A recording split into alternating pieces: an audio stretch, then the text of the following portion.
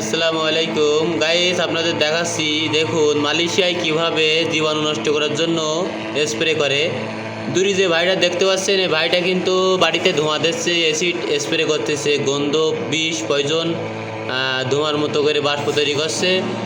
তার কারণে যেন মশা জীবাণু ধ্বংস হয়ে যায়। দেখুন প্রত্যেকটা বাড়ি কিন্তু এভাবে মালয়েরা প্রতি মাসে একবার করে ধোঁয়া দিয়ে থাকে।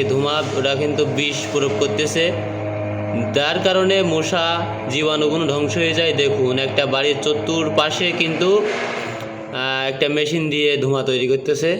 আপনাদের সাথে একটু শেয়ার করলাম গাইস। দেখছেন সাদা ধোঁয়া, কিন্তু এটা অ্যাসিডের মতো বাষ্প হয়ে মশা জীবাণুকে ধ্বংস করে।